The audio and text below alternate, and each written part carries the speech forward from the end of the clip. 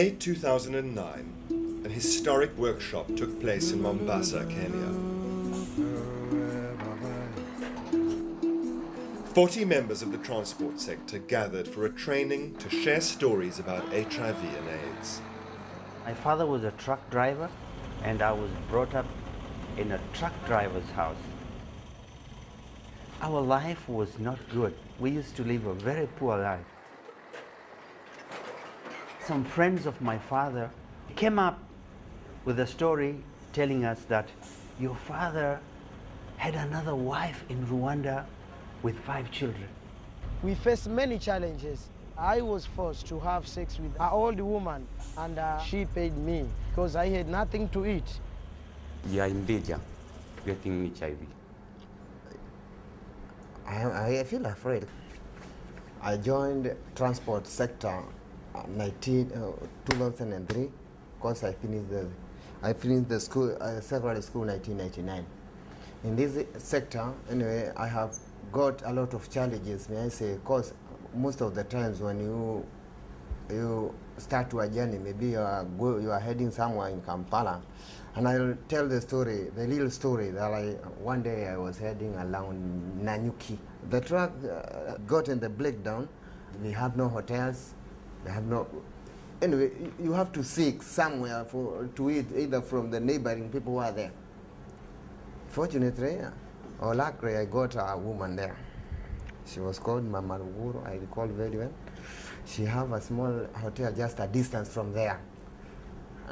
Now, I had no option than to go there, but within no time, within 3 days, 4 days, I came to realize this woman doesn't have a husband. So I was there eager to take over the challenge, and in fact, I stayed there with that woman for, let's say, one month, 1 week, and even at the moment, I don't know the status of my HIV, not unless I go and confirm from the PCTs. So you don't know your HIV status? No, I don't. And let me ask you something. What stops you? Why do you not go and find out your HIV status? Yes, I can, but sometimes we are afraid, you know.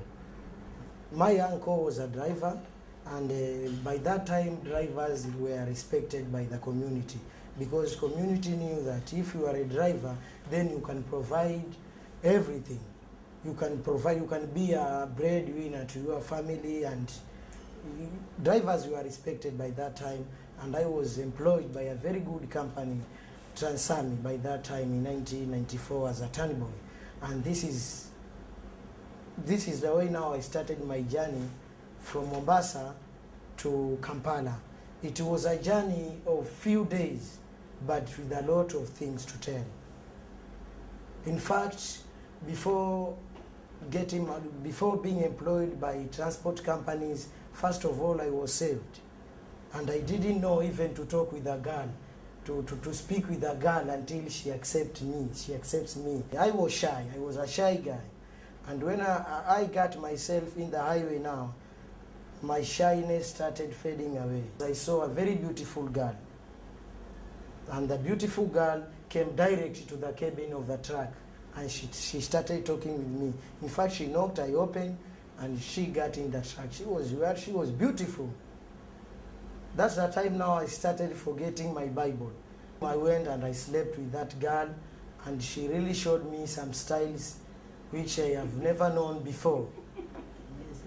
By that time now I came to understand about HIV and AIDS.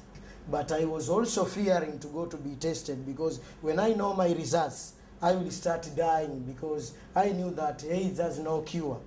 I didn't know that your blood can be tested and then you know your HIV status. So we went there, I gave blood, and the doctor now started telling me that you can know your results also, if you want. I told him that I would like to know my result, but I was trembling by that time.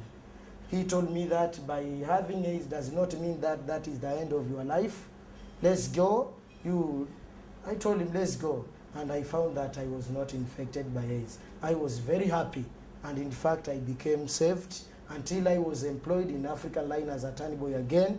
And until to the time I became a driver, I was well informed about HIV and AIDS. Thank you, that's my story.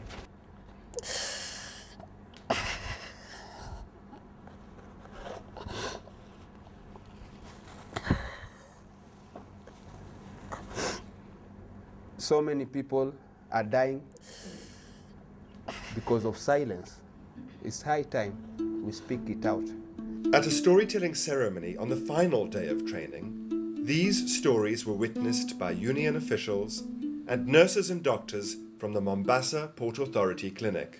Now, as you all know, there's a very courageous group of people who are here with us today. This storytelling program has been dealing tremendously with the stigma associated with HIV and AIDS. And there are today sitting amongst us those people who are HIV positive, who have agreed to tell their stories here for us today.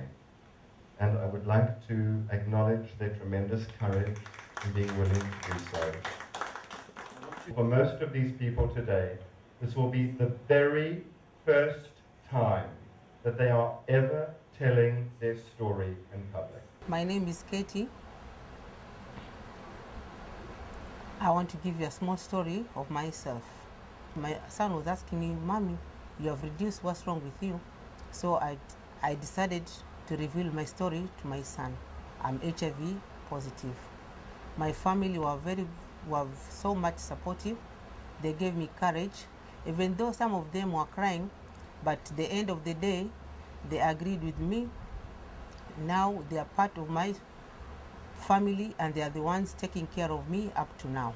At first I thought maybe it is a death sentence, but what I've gone through, I've learned a lot and I've found that it is not a death sentence. As long as the ARVs are there, I'm very much comfortable. Is this your first time to come out publicly about the disease? Yes. My name is Juma Messi. I'm 53 years old and I'm a seafarer by profession.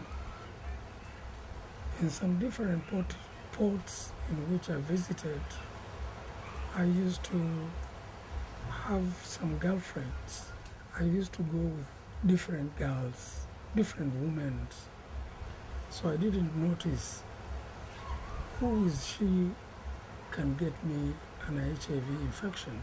Sometimes I use a condom, but sometimes when I'm drunk, I forget about the instruction which I was given by what I hear from the people. If you use condom, you'll be okay. That is a good protection. And ignorance sometimes, it brings me in that condition. It was only a year after marriage, that was 1999, when I came to discover that I was HIV positive.